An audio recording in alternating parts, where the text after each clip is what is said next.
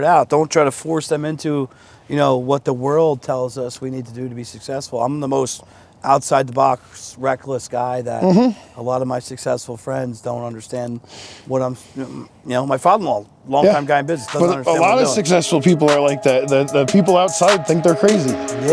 Yeah, and honestly, a lot of times the crazy guys are the We all have the best time ever to start a small business. If I'm not going to be 100% in, I'm not going to do it. Come on, man, just be yourself. Yeah, and just show up as yourself. If you don't realize what I'm really about, I'm about freedom, family, and my country. Matt, what's up, dude? Not much. Having a good time. I'm enjoying the night. How do you like our podcast set? Pretty cool? This is nice. How'd you find me originally? Instagram. I found you through Instagram, through somebody that I followed that followed you and shared your post. It's weird how that works, right? Yeah. What makes you watch the podcast or what we're putting out? Just the fact that I have my own business and that you work with other business owners and finance situations, and that I was thinking that I'd be able to learn from your posts and what you put on Instagram and everything. Yeah, we all can learn. I'm always learning too. Yeah. So how did you ever get started in this world where you're working on heavy equipment? Did you have a welding background? Did you? Welding I got into in high school just because it was cool and I was able to go to tech school. I got into welding because I heard cool stories from my friends who were a grade above me about the fun times of going to tech and not having to go to English and math class and getting to go play with metal and play with fire instead. And I did that in tech school and high school. And then after high school, I just decided to continue with it. And I went to Pennsylvania College of Technology out in Williamsport, Pennsylvania. Do you think the school should promote more of that? Yes, I definitely think they should promote it more, yes. The only reason I was even exposed to it and had access to it is because I was diagnosed with ADHD. Normal students weren't even given the option. Well, they were good in class. Yeah. They were good slaves. Yeah. Yep. So, grew up in Ringwood. Your parents are originally met in Chicago. Yep. Both from Chicago? Yep, both Where from in Chicago? I forget it's right outside the city. I forget the name of the exact town. Are they fans of the Cubs, the Rockies? Notre Dame? They're not really into sports too much. All right. Makes sense. What did your dad do? Marketing? Marketing, yep. He's been working for big electronic companies his whole life. He worked for Sony for a very long time. And what did he do exactly marketing-wise? Sales, marketing sales, on the bigger end, on dealing with Best Buy and dealing with the companies that they'd be selling their products to. Right. My dad actually worked his way all the way up to vice president of marketing for Sony. He was VP from, I believe, the early 2000s, around 2000 up until 2008. So what did your mom do? Mom is stay-at-home mom. She's raised me and my brothers, and then she volunteers and works with therapeutic centers that work with disabled kids. How many siblings? I have 2 older brothers.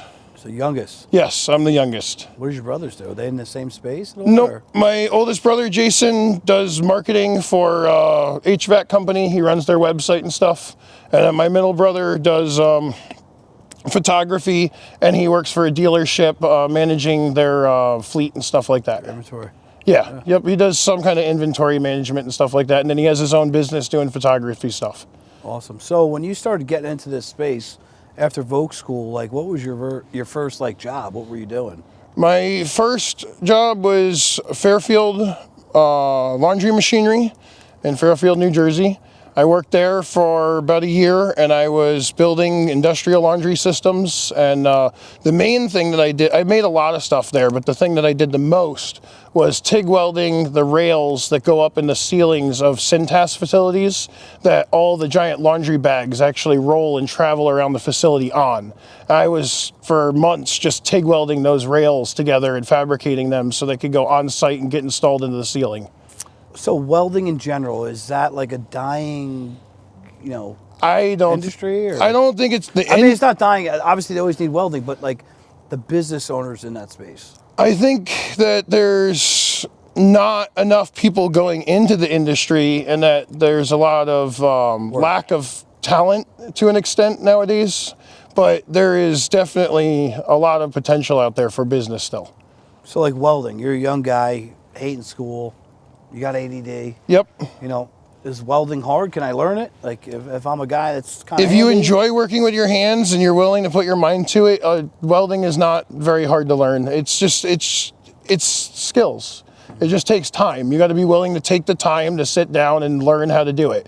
It took hours and hours of just sitting in a booth and practicing how to weld and just learning how to do it right. So you're working with this company. When did you start to say, like, hey, I want to change this up. I want to do something different. I want to be my own boss. What was going on in your head? I made it so it wasn't after that company specifically. I said 2 more jobs after that. But after not keeping a normal 9 to 5 after 3 good jobs that could have turned into careers for me, I kind of realized that I just wasn't built for a normal 9 to 5 and to be going to the same place every day all the time. And I chose to just start my own business instead of going down that path of just having a job for only a year or so and from going from job to job to job to job. What do you mean you're not built for it? Like, explain that in your words. For me, it was just the repetitiveness of a normal 9 to 5 that I couldn't stand. It made me crazy. After a couple months, I'd be driving to work and I'd be like, why am I doing the same drive over and over and over again? I got boring and I felt there was more to life. Some people do that for 25 years. Some people do that for 25 years, even 50 years, and they have no problem with it. But for me, I just couldn't see myself doing the same commute every single day, Monday through Friday, going to the same place all the time. Were you making good money? I was making good money for my age, yes. Yeah. If I was making that money now, it would not, no. But at the time, it was good. So, like, it wasn't obviously money. It was just, hey, I don't want to, this is boring. I want to do something different. I want to do something new every day. I want to reach for more. Yep. Was it like a thought process on money and lifestyle you wanted to live? It was lifestyle and coming to the realization that a 9 to 5 doesn't make you rich, and it wouldn't give me the life that I wanted. There wasn't potential to get down the roads that I wanted to get down with just working a 9 to 5. Yeah, well, I mean, most roads can't be met with a 9 to 5. Yeah. You could be a sales leader, you can run an organization, you could be a SVP and make millions of dollars inside a corporation. I'm not saying you can't, but you really want to have your own upward mobility, you got to own your own business. Yes. So, how were you as a student in school? Obviously, you struggle with ADHD. Just I was a great student in the hands-on classes. When I was in the welding shop and when I was doing the hands-on stuff, I was a great student, learned everything very well. But when it came to regular academics like English and math, I struggled. I struggled with staying focused and just applying myself to it because it's just boring. And I just wanted to be in the real world, just figuring out like real problems out there. I don't know if that makes most sense, but it's just English book stuff. I couldn't do it. I didn't care. I couldn't take the time to study and get through the classes. I wonder if the people in power, I think they knew that, but I wonder if they're now like the ones that will take over will realize that like not everybody's one cut. Yeah. You know, we're not all cut from the same cloth. And everybody learns different, moves at different paces. Yep. There's different ways to be successful. You know, you look at the contracting space. I've had some great contractors work for me. I don't want to sound like a complainer, but dude, they can't get you a quote for 3 weeks, man. They can't answer your phone call. They're a week late when they say they're going to show up. And I know it's because they're inundated because they don't have the work, and all of them want to take the work because they're robbing Peter to pay Paul. Like, that's a lack there of, you know, the skilled trades. And I'm not an expert, but I just pay attention to economies. And, you know, a guy like you doing something like welding, it's not promoted in school, and it should be promoted more. They promote the bullshit that they want us to do. Yep. There's a lot of guys that think like just being an entrepreneur should be promoted guys that are like you, that maybe your friends or dudes you met in Vogue that are inside of a system, miserable as fuck, just not willing to take the leap. What made you different? Maybe situation had something to do with it, but I think it was just the fact that I... What situation? The fact that I didn't have... I didn't struggle, so I didn't have that fear of, oh, I need a 9 to 5 because I have to have a normal paycheck right this second. I have to have, you know what I mean? Because some people get a paycheck is almost like a drug to some Yeah, it's people. You crack. get addicted to it. You can't survive without that monthly paycheck. And I just luckily never was in a situation where I needed to be tied to that. Why? Was it savings you had, or you felt you had your It parents? was just my situation with the fact that I didn't have to move out of my parents anytime soon when I grew up and whatnot, and the fact that I had the freedom to live at home for a while and figure out what I wanted to do. And I wasn't. So was your parents allowing you to? Yes, my figure it out? my parents 100% allowed me to do that. Yes. Yeah. So a lot of parents can learn from that. A lot of older people watch this show too. Yep. Like, hey, let your kids figure it out. Don't try to force them into, what the world tells us we need to do to be successful. I'm the most outside the box, reckless guy that a lot of my successful friends don't understand what I'm. My father-in-law, longtime guy in business, doesn't But a understand lot what I'm of doing. successful people are like that. The people outside think they're crazy. Yeah, and honestly, a lot of times the crazy guys are the intelligent guys, or ladies, not just guys. Want to make sure that we're, not canceling anybody out here. So, when did you finally say, I really have to make the move, and what's this going to cost? How am I going to start it? Did you already have clients? Because so many guys and girls in our situation were like, hey, we don't fit in. I did not have clients. It was when I got fired from the one job that I only lasted a few weeks at, and I came to the What did you get realization. fired for? I was hired to become a management position and help them kind of grow the business. And You didn't manage anybody. You're 28. Well, who did you manage for? that's why I don't think it lasted. I was hired a little too young, and I was trying to give suggestions and tell the lead welder that he should update some things that he's doing and the way he does things, and it didn't go over well, and me and him kept fighting, and eventually the owner of the business was like, I'm not going to keep jumping in the middle. It was the fact that the age. It was the age gap. It was the age and the fact that the main welder was just. Were you right?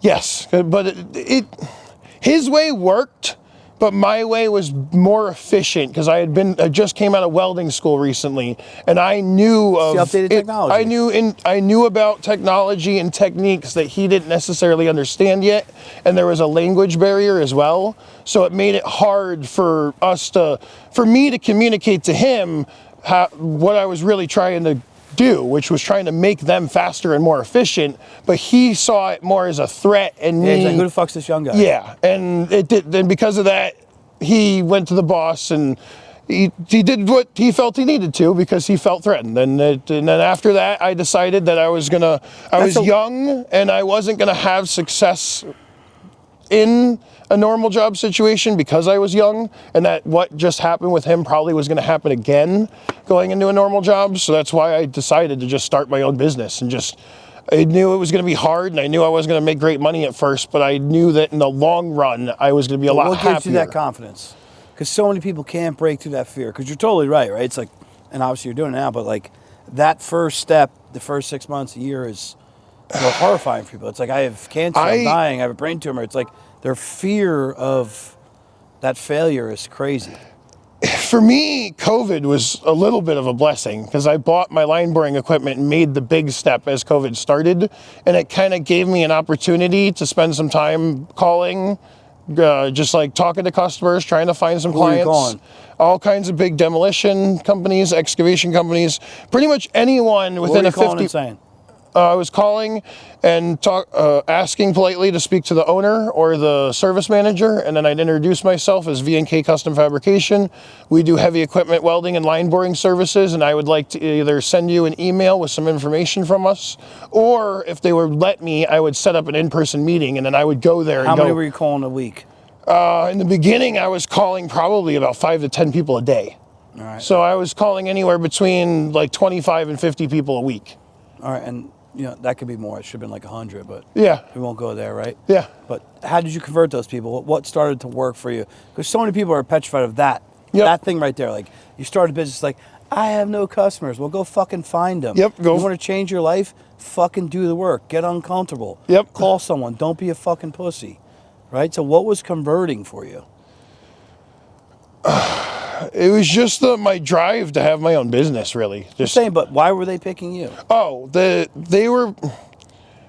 I think it was just my people skills. I really think that's what it came down to. Just my ability to talk to them and be polite and to build a relationship with them and convince those people to give us enough, to trust us enough to give us a chance to do one job and then see what our actual work would look like. Do you think it was because you're talented and you're like a wordsmith, or do you think it's because you come off as genuine? I think it's just because I come off as genuine and I try to be very, very honest with everything I do. And I think people can sense that. And because they sensed that, they were willing to give us an opportunity and willing to let us come in the door and do those first jobs to help let us get started.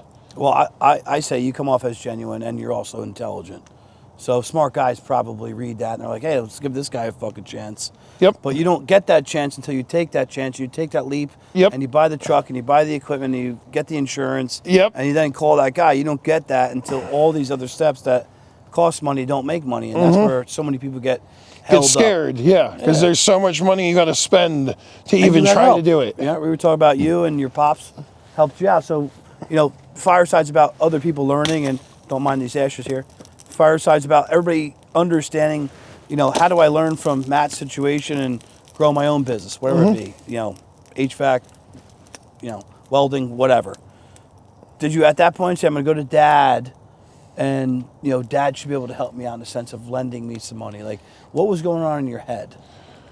I knew that my dad had the ability to help me grow the business a little bit faster and to get the equipment that I needed to get into the work that I wanted to do. And so I approached him and I talked it over with him, and he agreed and saw the potential in it and was willing to make the investment. And it was the line boring stuff was really the big investment that we made. What about the guy that doesn't have the mom or dad that could do it? What would you tell him? I would. So if you didn't have your dad, you're resourceful. Yep.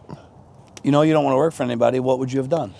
I would have done pretty much the same thing. I would have kept when I had my job, I would have bought the equipment like I did, got my welding equipment, and then I probably wouldn't have left the job so abruptly. When I got fired from the one job, I probably would have still found another job, made sure I had an income to use to invest into the business, and then I would have been working a job while also making all those calls and trying to get those But that's first a lot. clients. That seems like a lot. It is a lot, yeah.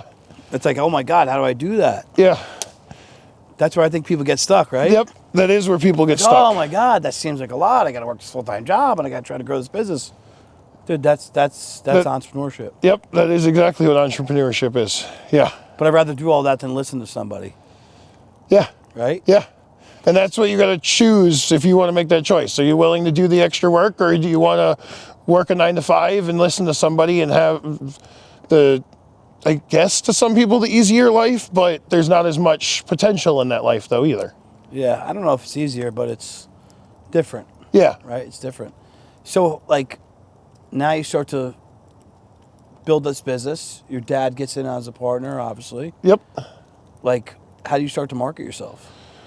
A lot Besides of our cold marketing is just word of mouth and making phone calls, and it's just doing good work and having our customers actually tell other people about what we do. Your space is limited with the guys that can reach out. And what's the name of your company again, the full name? It's V&K Custom Fabrication. And we specialize in line boring services and heavy equipment welding What's line services. boring service? So someone who doesn't know. Line boring is where you got your heavy equipment, there's pins and bushings that allow everything to pivot. Those pins and bushings don't get maintenance like they're supposed to, and those bushings get worn through. We come in and repair those holes so that way those parts that are supposed to be there can fit correctly again, and it can go back into service. So essentially it just wears out the metal further than it's supposed to. Yep, it wears out the metal further than it's supposed to, and we come in and correct all of that. And you like bring the metal back in, or you just create additional rubbers and bushings? We actually bring everything back to OEM spec. So we machine it, bring it, clean it up, weld it, make it smaller than the original size, and then machine it back to the original size. Our big thing is that we make sure that OEM parts fit in everything when we're done. So we don't oversize stuff, so you're not gonna have to go look for aftermarket parts the next time. Yeah, you don't have to look for custom aftermarket parts the next time you do maintenance. The next time you go to do your maintenance, you're gonna still call the dealership and get the parts that you're supposed to have. Yeah, so I mean, obviously anybody who has heavy equipment knows that this is important. Yep. And the cost of it is probably through the roof. So to do the correct maintenance, or have someone like you to be able to come in and retool their machines is invaluable. Mm-hmm. And obviously you know that. Yeah. So what is like what does that business entail? Like, give me a situation where they're working on a gold mine. Let's talk about something fun, right? Yeah. They're on a gold mine and the machine goes down. Like, tell me some fun situations you have been in and fix some cool equipment. So some of the cool big situations is where they're on a job working and they're running the equipment hard and the main pins on, say, like the boom snaps or something like that, and they end up with a machine that's completely inoperable, and we get to come in. They'll do the disassembly and stuff before we get there, but it's still a huge process though, seeing that machine completely torn down. We come in and do the critical repair that allows them to actually put that machine back together and put it back into service. No shit. Yeah, there's a lot of main excavators for some big excavation companies I've worked on where they have a pin snap on a machine in the middle of a job site. The machine's down. They're losing thousands and thousands of dollars a day not having that machine Per hour, operate. per minute. Yep, not operating, doing what it's supposed to do, and we'll come out and fix everything right there on site. So, like, how fast can you typically get to a situation like that? Usually, it depends on if we're on a job or not, but we could be there in half a day to a day easily. So sometimes I can be there that day, that afternoon, if it's urgent enough. You know, I see you have this large van, which is probably tooled out, and then you have a big rig trailer. Yep, we have the van, plus I have an F-250 with 2 welders in the bed and an 18-foot enclosed trailer that's a mobile shop for us. It has all the equipment we need for doing line boring on site, and I have all the equipment for us to be able to run 2 welders on site and to work on buckets and big stuff and get things done quick. Yeah, that's huge. Yeah. What's that gold mining show? Gold Rush? Gold Rush, Yeah. They have like the fucking thing went down. Yep. We're fucked. I've wondered if I could maybe somehow go up there one day and like work for them for like That'd a be fun. season or something. Could you but fix the shit? Like I the blade would. goes out? Yeah. If ever wanted me to come up there and do that stuff, I'd go up there for a season for sure. That seems so far-fetched to me. I can't hang a shelf. Like, Yeah. I'm into equipment. I want to get some like little equipment for my small property here, but Yep. like fixing that shit, I'm lost, dude. Like, Yeah. I have no fucking idea. I enjoy fixing the big stuff. I like the challenge of it. I like being the guy that you call in when you think something can't be fixed, and then we're like, yeah, we can weld that back together, no problem. Do you think it's like the critical thinking of it, having to figure it out, that gets you going? It's the Kind of problem. like chasing the girl. It's the problem solving and the fact that every single job is unique. That no job, since it's repair work, nothing is the same. Nothing breaks the same way every single time. Every line boring job has a slightly different challenge to it. Every single weld So what repair. about from a part perspective? So you come into a situation, you don't know what's up. Like, Yep. are you carrying a lot of parts in this van or on the mobile? Parts wise, we don't carry too much. We carry a little bit of wear parts when it comes to buckets and stuff. I carry some wear bar and things like that with me at all times. But when it comes to the line boring, the parts need to be usually are taken care of by the customer. Actually, they'll realize their machine's broken.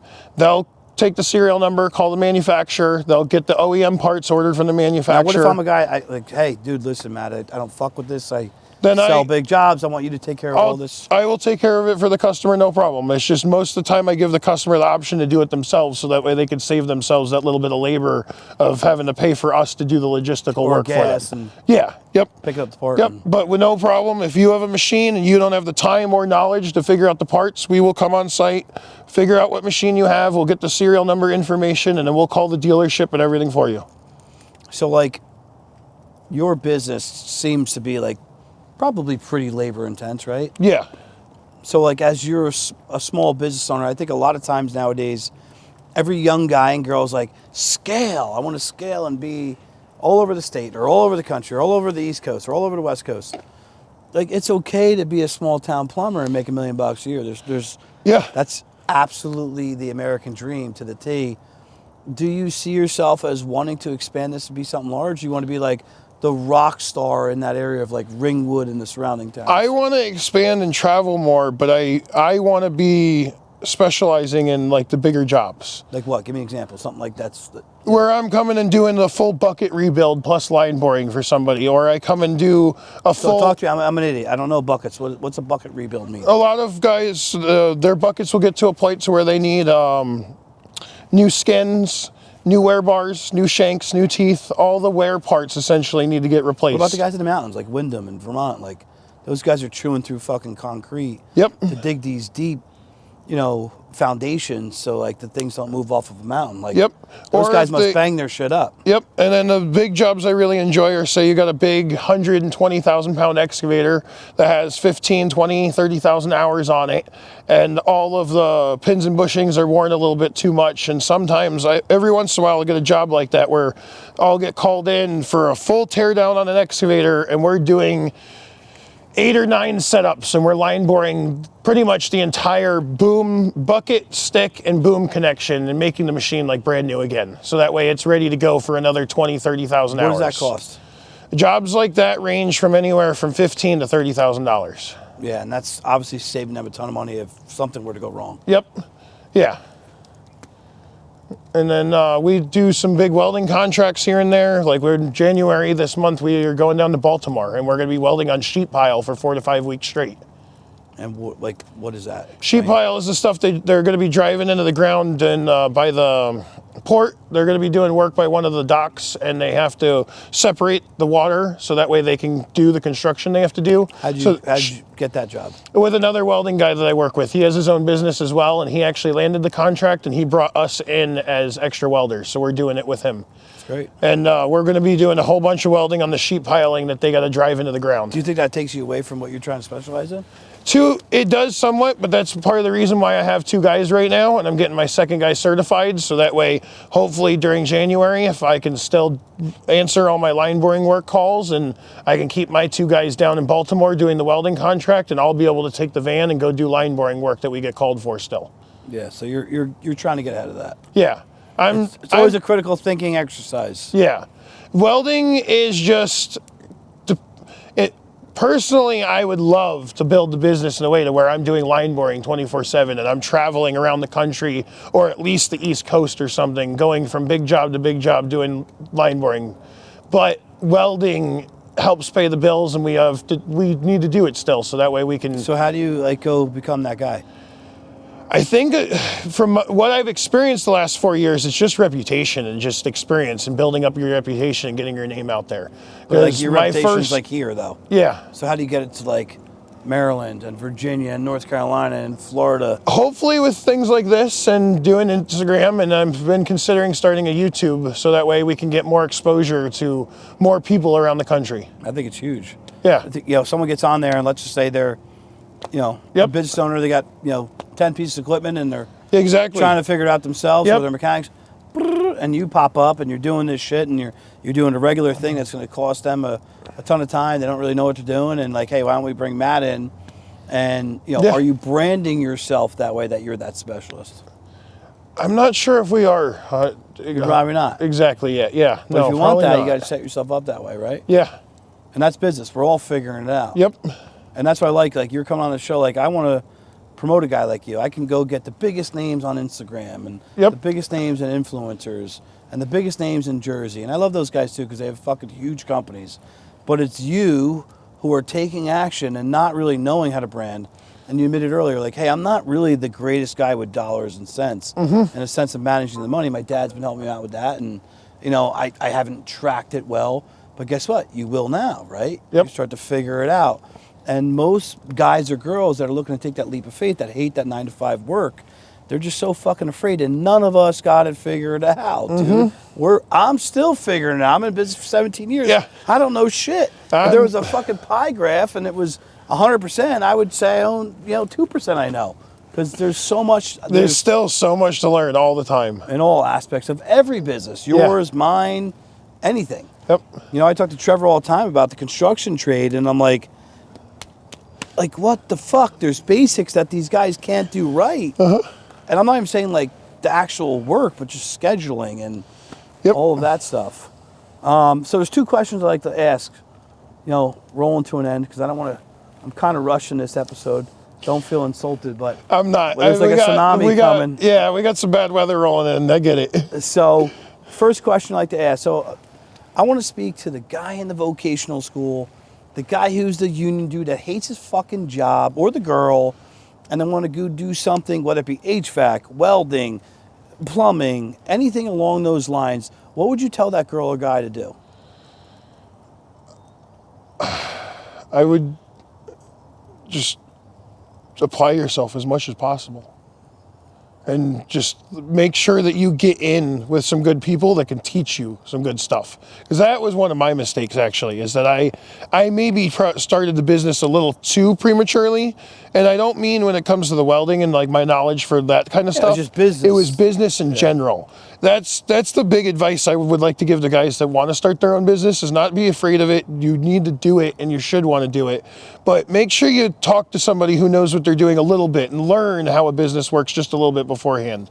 Because I made some mistakes. You learn on the fly. Yeah, you do. You learn on the fly. And You're forced to. You're forced to. And looking back, there's mistakes I do really wish I could have avoided, but I learned a lot from them, though. I learned a lot from them. Dude, you don't have weddings without funerals. You don't. And there's not always just a sunny day, and that's business too. Like we fuck up. I fucked up a ton. Yeah. With this whole mastermind group I did in the pit, and like that wasn't what I set out to do. I set out to do this podcast and promote small business owners like you. And because I was super eager to get things going. I was great with dealing with the customers, great with getting some clients started. So you thought it was easy. I thought, but then as I got going, realizing all the insurance stuff and the actual business side of things, it was like, oh, I got a lot to learn. Yeah, but I'm going to have to figure it out quick. But you know what you do? You take action and you're learning. Yeah, and exactly. That's where most people don't do it. They're like, I don't know this, I don't know that, I don't know this. So it's like a fucking wall that just completely slows them down, and that just that fucks your life. Like it does. That is something that I wish I can instill in anybody that watches this show. And sometimes I do it too much in my life where I just feel like I'm talking to people like for no reason, but like I get so mad that you don't see this potential in yourself. Just take fucking action. Mm-hmm. You don't have to know all the insurance stuff. You don't have to know all the business stuff right away. Yeah. You'll figure it out. Yeah. You'll fuck up enough to figure it out. Yeah. Second question. If you want to give anybody else love, obviously your dad gave you the money. That's, kudos to your mom and dad, because that's both of them as a whole helping you out. Who else do you want to give some love to? When it comes to the line boring, I just want to thank all the guys that I met on Instagram that were doing this well before me, and they were willing to share all their knowledge. Mm. There's a big community of people on Instagram and everything. Whatever it is. The Greg Becker, Isaac Hall, there's a few guys that they were very opening when it comes to somebody new that was wanting to get into line boring, and they were willing to share knowledge and share information that was needed to be able to learn how to do it right. So you could do that now too. Yeah, exactly. And I will 100% do that. If it weren't for those guys that were willing to answer my questions in the beginning, I wouldn't have gotten to where I have so far. I don't think I would have learned how to line bore as well as I have. Well, listen, dude, you're a hardworking guy. I think you're not going to give up. You'll get to where you're going. However, Fireside can support you, I'm always willing to support. Thank you for coming. I know we rushed a little bit, but I really appreciate you having me on, and it was awesome coming down. Yeah, let's go ride some quads soon. Yeah, for sure. Thank you, brother. Yeah, sounds good.